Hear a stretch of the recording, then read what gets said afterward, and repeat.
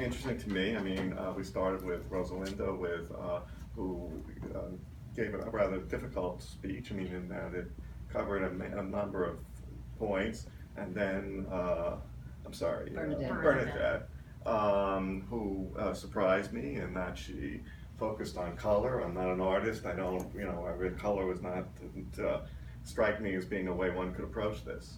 But no one, however, has really gotten to the heart of the matter, which may be exactly why Starbucks does have a history of approaching this whole subject of Christmas rather carefully, which is that we're not necessarily in a capitalist society. Many would disagree with that. We're not in a Christian country. Many would disagree with that. Many Christians would disagree. Even I did a bit of reading on this, and it has not always been the case that even Christmas has been celebrated in this country. The Puritans did not celebrate Christmas, and the Boston public schools were never closed on Christmas until the early part of the 20th century. So, and then Christians themselves are offended by the way the Christmas is approached. Religious Christians don't like the commercialization of Christmas, or at least this is what I've been hearing as I've been growing up. And then there is certainly a population of Christians that wants everyone celebrating Christmas. And this is offensive has always been a problem with Christianity and the view when viewed by other peoples around the world, Jews, Muslims, in that Christianity is insistent that the world basically become Christian, and this has its good points and its bad points, but we should be, the emphasis, I believe, in this country is trying to emphasize the good points in all these religions and all our peoples, and the good points are the business of being somewhat deferent to other people's beliefs, and yet those people who don't have those beliefs should also appreciate others not like themselves enjoying their holidays. So in a sense, there's nothing too remarkable about this, I think, to most people.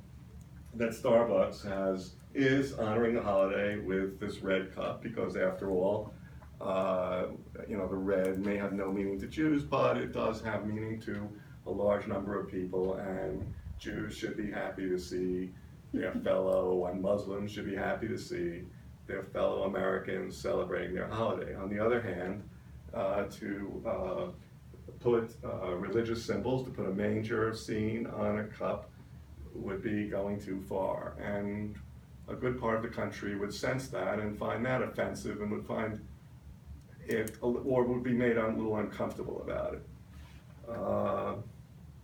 Very religious Christians wouldn't like the fact that such a religious scene was on a commercial, on a coffee cup. That would seem demeaning to them.